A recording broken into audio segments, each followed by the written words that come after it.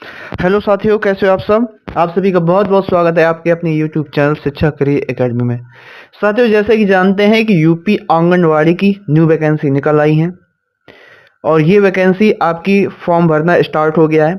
आज हम इस वीडियो में जानकारी लेंगे कि वैकेंसी किस किस ज़िले से है और कितनी वैकेंसी है और इसकी एलिजिबिलिटी क्या है, क्योंकि ये वो वैकेंसी है जो सिर्फ महिलाओं के लिए है। और दूसरी बात यह है कि हमको इसमें यह भी समझने की ज़रूरत है कि इसमें जो चयन प्रक्रिया है वो क्या एग्ज़ाम के बेस पे होगी, मेरिट के बेस पे होगी, कॉन्ट्रैक्ट के बेस पे होगी, और जो ये चयन प्रक्रिया होगी इसको चयनित करने का अधिकार किसको दिया गया है।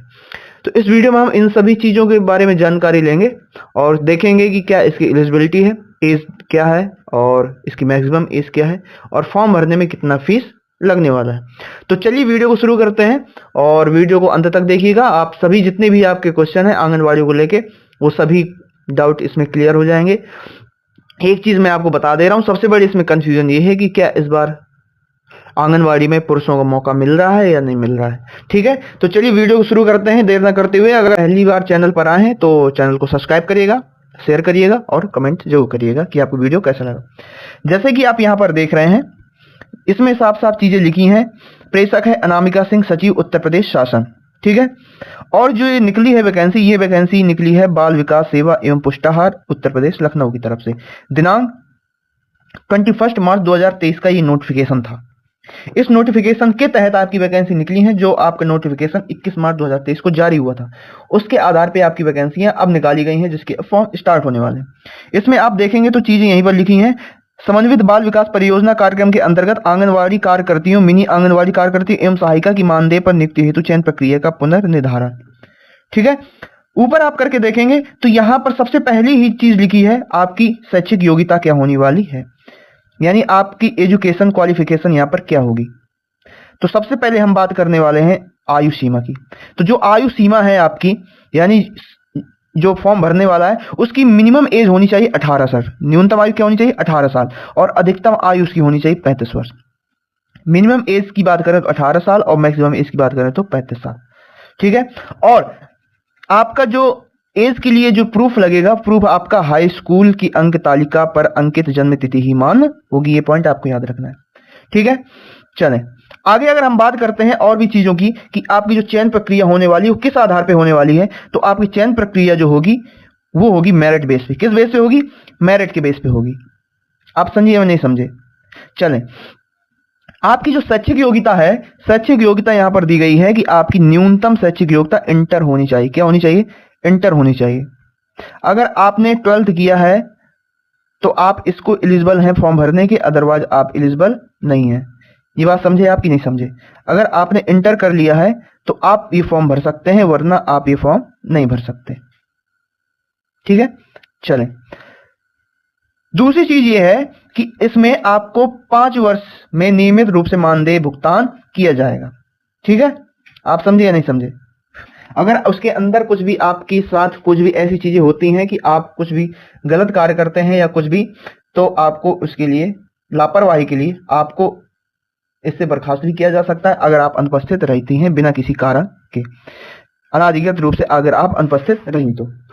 आप समझे कि नहीं समझे? चले आगे। अगर हम थोड़ी सी और बात करते हैं तो इसमें पहली चीज ये है कि हमारा जो चयन होने वाला है उस चयन में आपको ये ध्यान देना पड़ेगा कि आपको कितने नंबर लाने हैं, आपको कितने नंबर आपके होने चाहिए, और प्रत्येक मार्कशीट में जितने भी आपकी परसेंटेज होती है उसका कितना परसेंट आपको लिया जाएगा।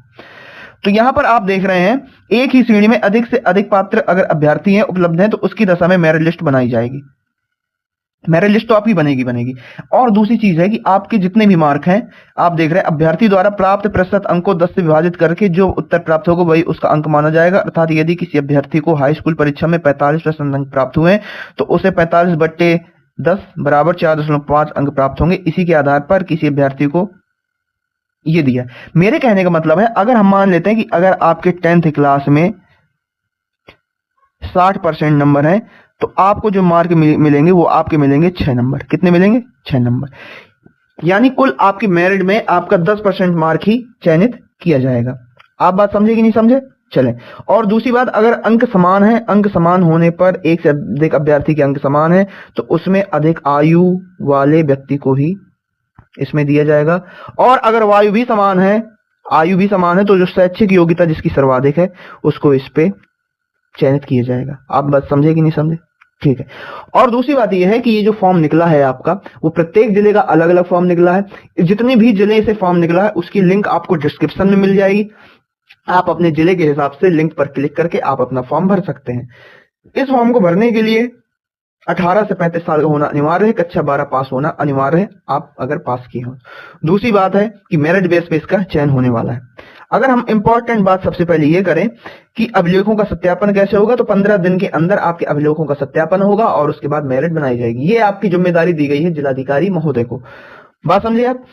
सबसे इंपॉर्टेंट बात यह है कि आपका जो भी निवास है, निवास अपलोड होगा आपका डिजिटल सिग्नेचर वाला, जिसको हम वेरीफाई कर सकें। ठीक है।